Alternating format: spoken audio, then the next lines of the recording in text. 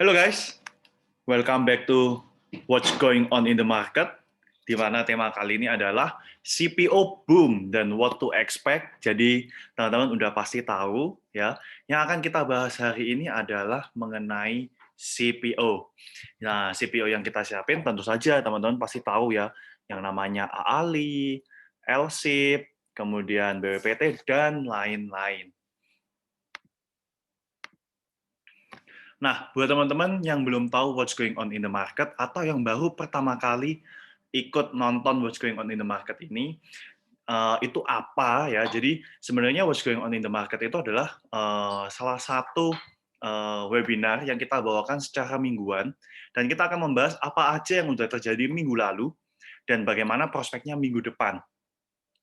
Dan salah satunya yaitu CPO. Nah, kenapa kok CPO menarik untuk dibahas? Teman-teman pasti tahu, ya. Mungkin buat yang belum tahu juga ini informasi lah buat teman-teman, ya. Jadi di mana memang CPO itu harganya melejit, ya. Lalu udah pernah nyentuh all time high-nya, ini melejit lagi teman-teman. Jadi prospeknya tuh seharusnya tuh bagus banget untuk CPO. Nah, jadi kita langsung masuk dulu di market overview. Nah, market overview ya, di mana minyak sawit berjangka Malaysia naik hingga ringgit Malaysia 4.364 per ton. Level tertinggi sejak Maret 2008. Ya, sejak Maret 2008, guys. Dan didukung ketatnya pasokan minyak nabati global, meskipun permintaan dari India turun di tengah krisis virus corona. Nah, jadi sebenarnya ada yang cukup menarik ya teman-teman, di mana ketika India ini lagi parah-parahnya kena yang namanya pandemi virus corona dan adanya lockdown di beberapa kota, seharusnya indeks CPO ini tertekan. Tapi nyatanya benar. Nah, jadi kenapa kok tertekan ya? Kenapa kok tertekan? Karena India tuh menjadi salah satu negara yang pengekspor terbesar gitu untuk CPO. Dan dengan India lockdown, seharusnya itu mengakibatkan sentimen negatif untuk negara seperti Indonesia dan Malaysia yang memang punya ekspor dari CPO yang cukup tinggi. Nah, kemudian selanjutnya adalah pemanenan dipengaruhi oleh kekurangan tenaga kerja karena perkebunan kelapa sawit yang bergantung pada pekerja asing berjuang dengan kekurangan tenaga kerja di bawah pembekuan perekrutan yang berkepanjangan oleh pemerintah karena COVID-19. Dan sementara itu, produksi April kemungkinan akan menaik 8,9% dari bulan sebelumnya di Malaysia. Kalau di Indonesia bahkan mencapai 10,8%. Dengan cuaca yang mendukung dan peningkatan penggunaan pupuk, sedangkan pengiriman akan meningkat masing-masing sebesar 8,7% dan 14,6%.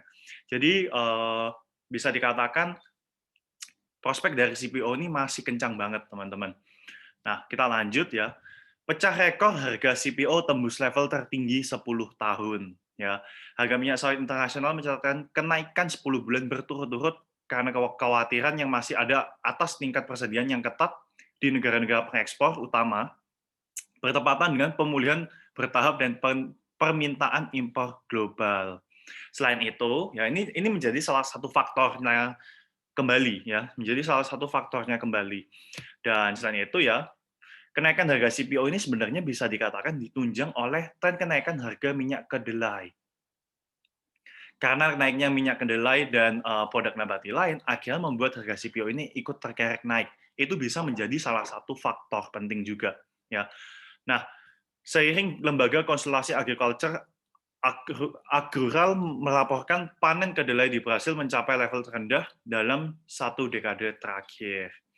Nah, penguatan indeks yang terjadi secara terus-menerus ini didorong oleh kenaikan harga minyak sawit, kedelai, dan bunga matahari. Nah, jadi bisa dikatakan mereka dalam satu sektor agriculture gitu, tapi nggak cuma yang namanya palm oil aja yang ikut terangkat, tapi juga beberapa produk nabati lainnya. Nah, market overview. Nah, teman-teman bisa lihat di sini adalah harga dari CPO ya. Harga dari CPO ini bisa dikatakan melejit banget ya kan. Nah, harganya udah melejit banget meskipun di Desember masih di area segini ya, tahun 2020, tahun lalu. Dan di 2021 bisa dikatakan udah melejit sampai di area 4.427. Lalu udah mencapai high-nya itu di area ini. Nah, ternyata dia koreksi nih. Dia koreksi dan bisa kembali bangkit rebound. Nah, ini menjadi salah satu sentimen yang sangat positif untuk emiten-emiten yang bergerak di palm oil.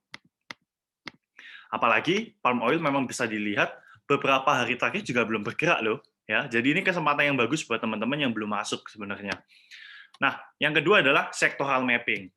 Kalau dulu kita di indeks sektoralnya namanya JASIKA, ya, Jakarta Indeks Sektoral, ya.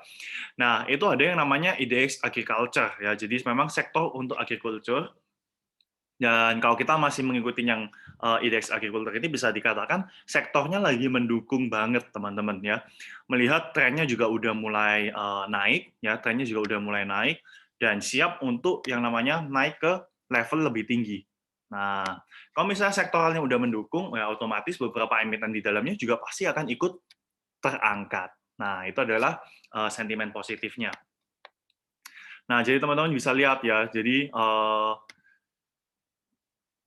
meskipun teman-teman bisa lihat di sini ada last high-nya ya. Nah, di sini tuh ada last high yang bisa dikatakan akan agak susah untuk dilewati. Kenapa? Karena dengan melihat di posisi seperti ini, kita bisa lihat, oh, di area 1.600 ke atas, itu berarti ada yang namanya penjualan yang lebih kencang. Nah, itu kita bisa lihat dan simpulkan dari candlestick yang pernah terbentuk di area ini. Setiap kali harga udah naik, di closing di bawah 1.600. Setiap harga udah naik, di closing di bawah 1.600. Berarti di area 1.600 banyak yang melakukan selling. Nah, tapi berbeda dengan posisi saat ini. Ya, posisi saat ini bisa dikatakan CPO ini udah sideways berbulan-bulan, dan akhirnya saat ini udah mulai siap untuk up ke level 1.680 sampai 1.700.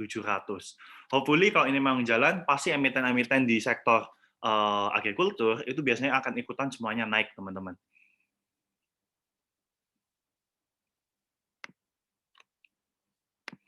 Oke, kemudian yang kedua, nah ini adalah indeks yang baru, ya. Indeks yang baru non cyclical, ya. Nah, kalau untuk yang agriculture sekarang masuknya di Jakarta Index yang non cyclical.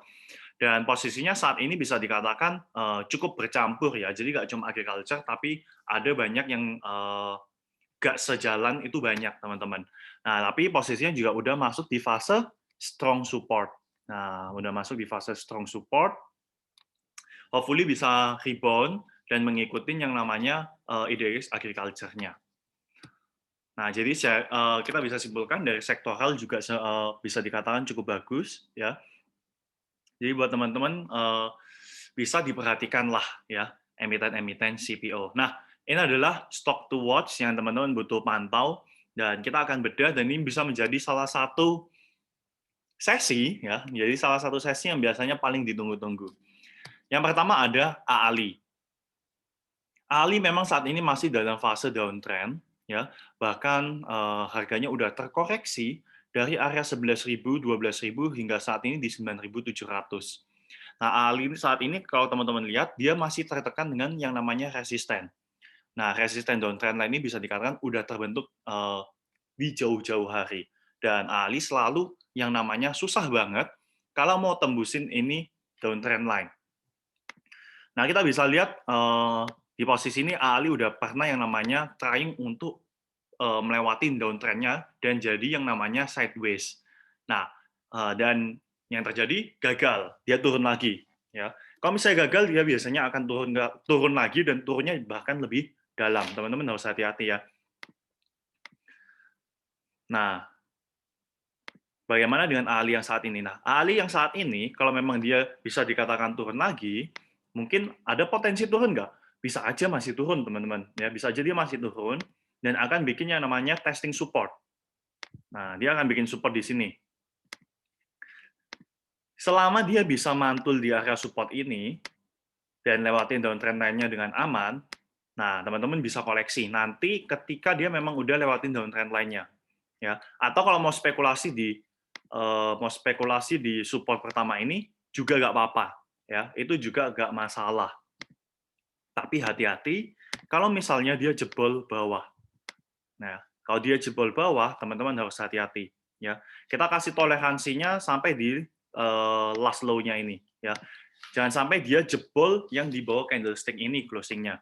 Kalau udah jebol di bawah itu, lebih baik kita lepas dulu ya. Kita lepas dulu. Kenapa? Hati-hati nanti candle-nya seperti ini lagi ya. Cepat jatuhnya. Hati-hati. Nah, tapi good news-nya adalah ini adalah salah satu candle yang menandakan candle reversal ya, teman-teman. Nah, itu tuh reversal candle. Nah, jadi potensi memang saat ini, jadi potensi untuk Ali sendiri, kalau dari tim Fangsam, lihatnya gimana nih, potensinya gimana nih ke depannya ya.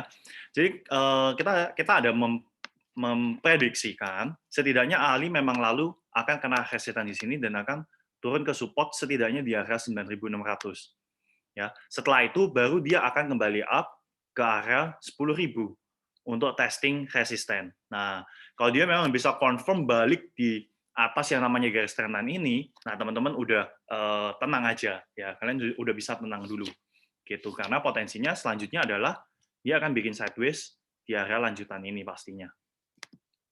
Gitu. Ini untuk Ali ya. Jadi teman-teman kalau misalnya mau masuk di 9.600 atau di support ini kalian mau koleksi, itu udah oke banget. Atau teman-teman benar-benar mau nunggu, oh saya tunggu Ali sampai bisa lewatin downtrend-nya, udah masuk fase sideways, saya baru masuk. It's okay. Ya, it's okay. Karena kita masih ada emiten palm oil lainnya ya. Jadi ini opsi pertama untuk Ali. Oke, kita lanjut. Ali saat ini udah masuk di bulan Mei, ya, di mana Januari, Februari, Maret, April bisa dilihat merah banget untuk emiten CPO. Dan selanjutnya, bulan-bulan berikutnya bisa dikatakan menjadi bulan-bulan terbaik untuk emiten Ali. Tapi ini cuma seasonality, ya, jangan dijadikan patokan, oke?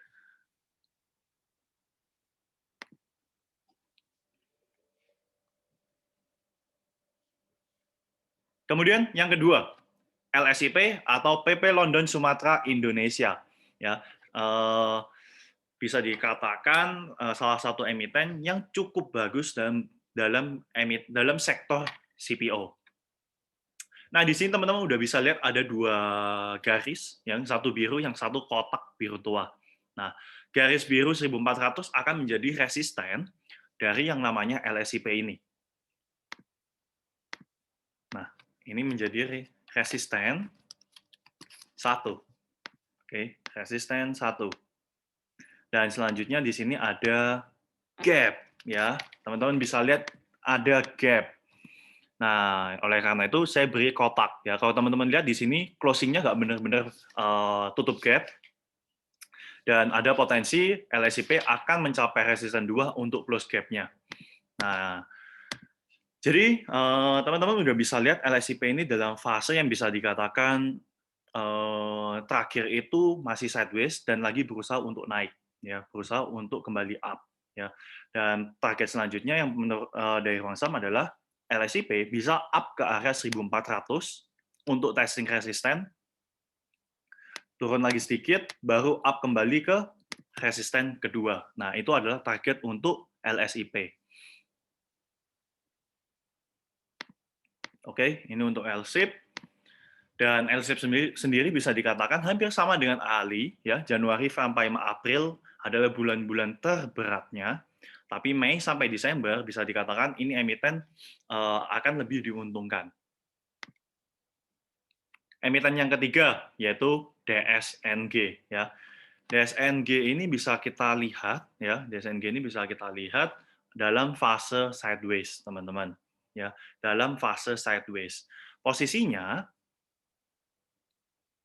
kalau teman-teman mau yang namanya buy on weakness, itu tuh udah good banget di area saat ini, ya. Area 560 sampai 585 lah, ya. Itu udah good banget kalau teman-teman mau buy on weakness. Nah, kalian targetkan buy on weakness dengan target, ya dia bisa mantul kembali naik untuk testing resisten di area 675, ya.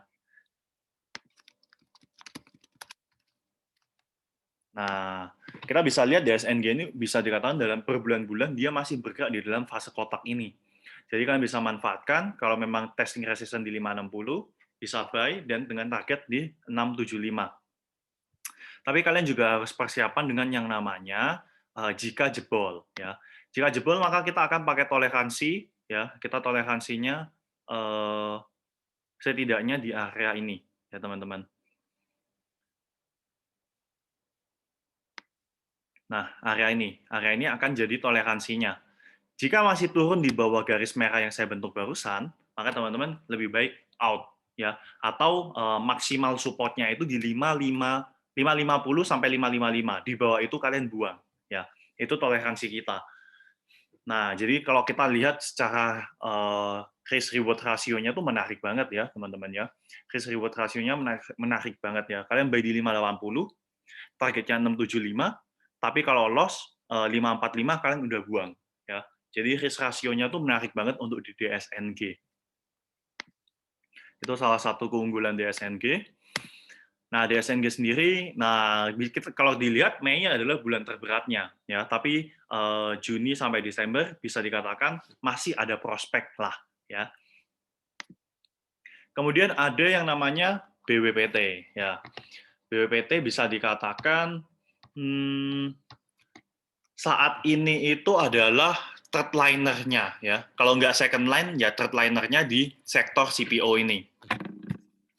Nah, BWPT saat ini bisa dikatakan tuh udah lewatin yang namanya downtrend-nya dan lagi masuk di fase sideways ya. Masuk di fase sideways.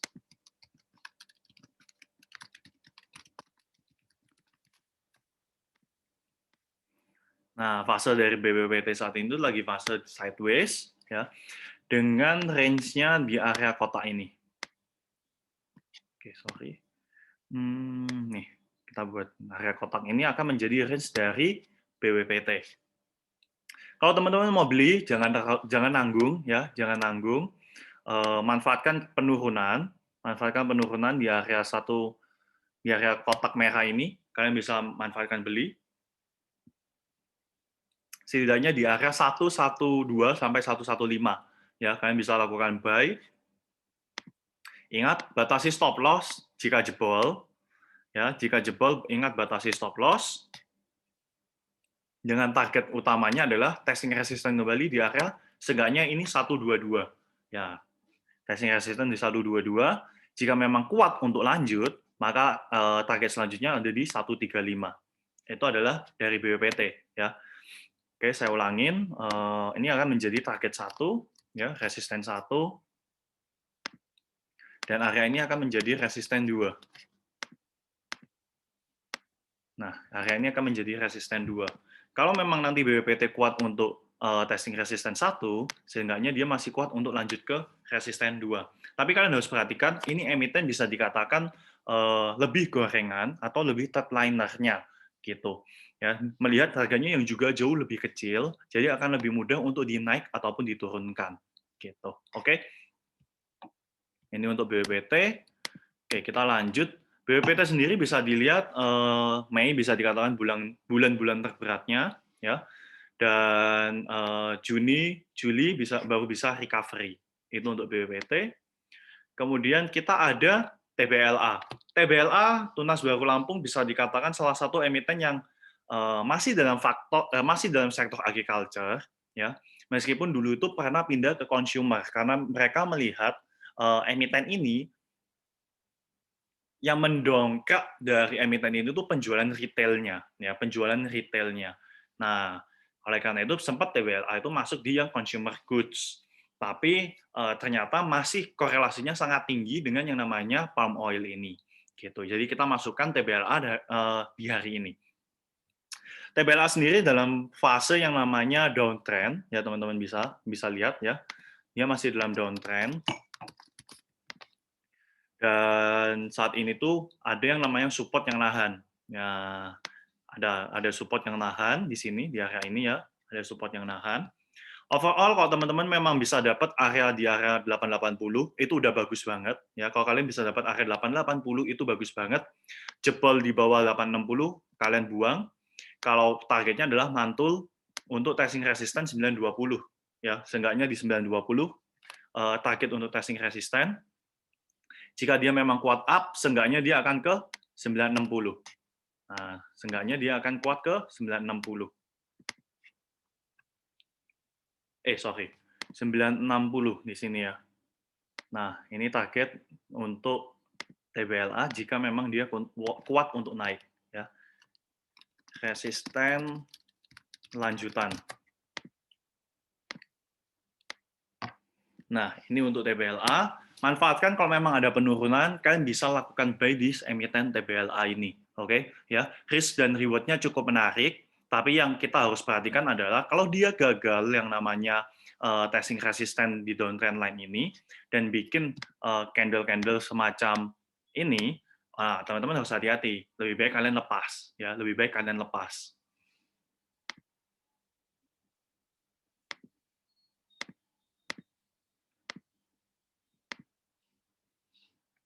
TBLA bisa dikatakan Mei Juni akan cukup seasonality-nya dalam 5 tahun terakhir itu lebih sering merah, ya, tapi Juli Agustus sampai Desember biasanya dia akan hijau, teman-teman.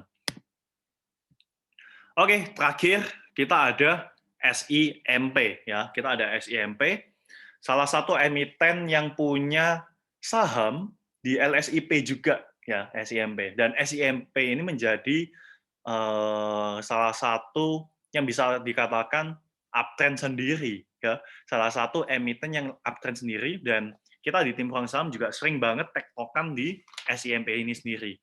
Kita pernah buy SIMP di area 5, kita pernah buy SIMP di area 460, jual di 520, kemudian 500 kita beli lagi, jual lagi 570.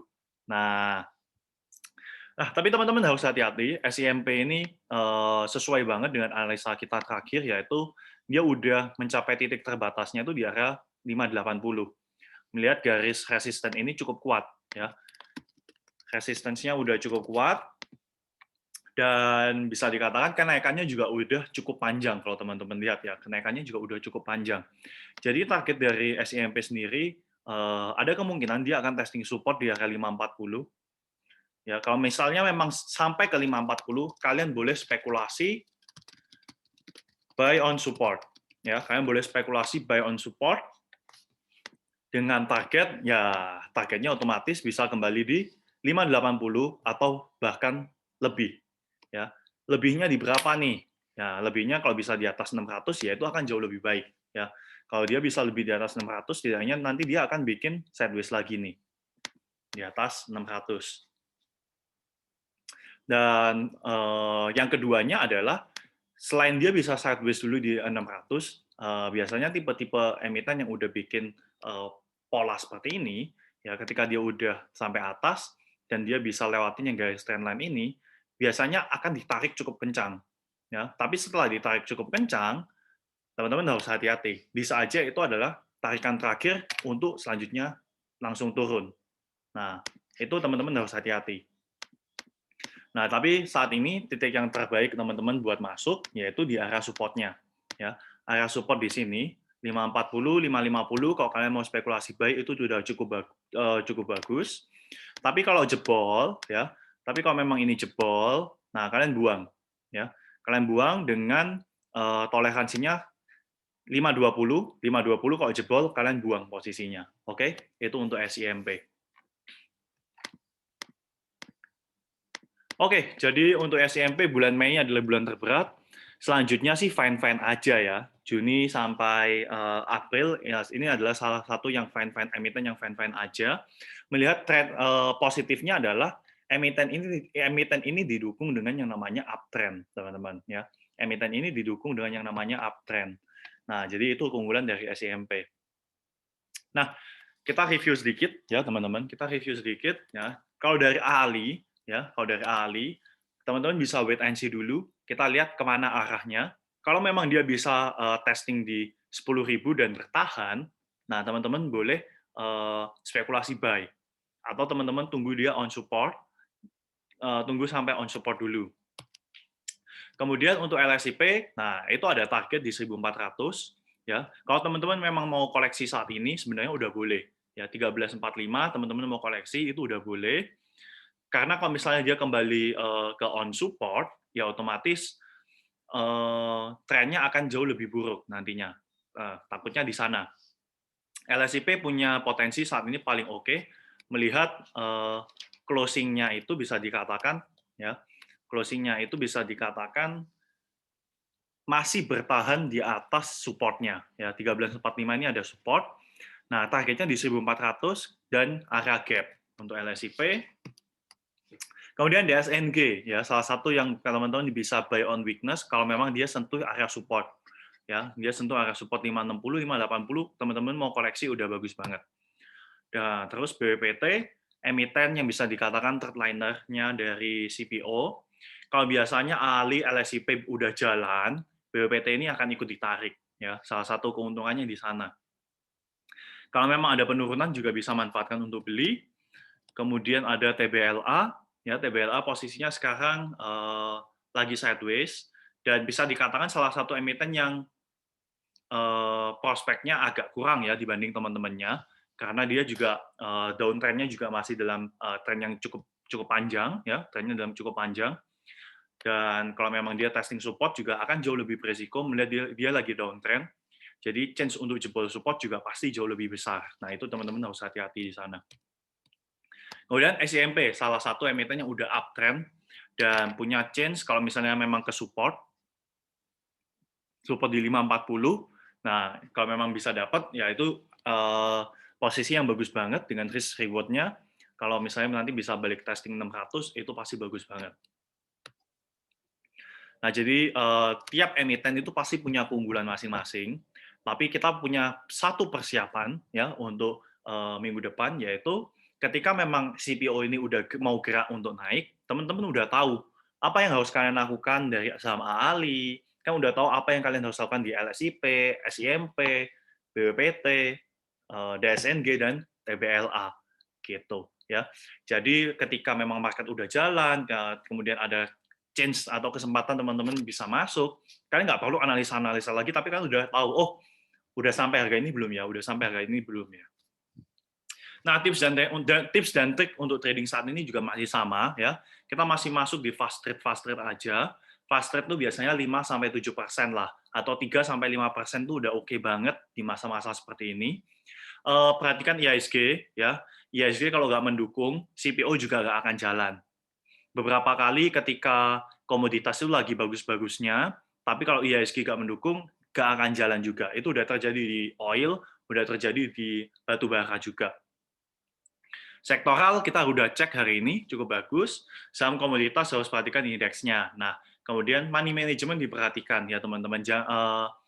Ketika kita udah cek IHSG-nya kurang oke, teman-teman jangan masuk ke suatu saham dengan jumlah yang terlalu besar. Ya, posisi kalau bisa 50-50 cash dan portofolio saham. Nah, tips dan trik untuk investing saat ini, kalau kalian mau invest ya, otomatis kan harus cari emiten yang punya market cap,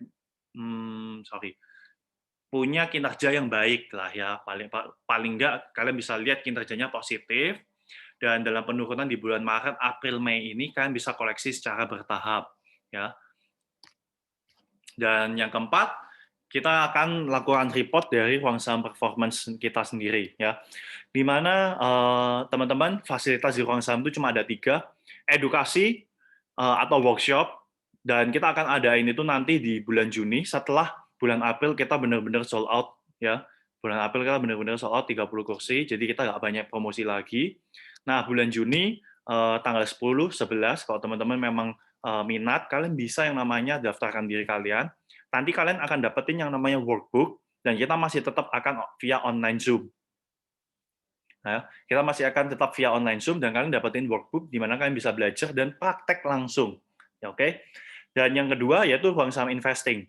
Buat teman-teman yang mau investing, tapi kalian nggak tahu emiten apa yang termasuk dalam value investing, growth investing, dari 700 emiten, kita akan rangkumin sampai 5-8 emiten aja yang memang terbaik dari kinerja keuangannya 1 tahun yang lalu sampai Q1 kemarin. Dan kita juga ada group discussion dan webinar khususnya. Kemudian yang ketiga, priority trading group, di mana ini akan lebih intens daripada investing ya. Kalau investing, kita akan kasihkan e-book setiap kuartal. Kalau priority trading group, setiap ada emiten yang bagus dan prospek, kita akan kasih. Nah, itu trading. Dan tentu saja kalau untuk trading, bisa aja kita lebih cepat taking profit dan buy lagi. Gitu.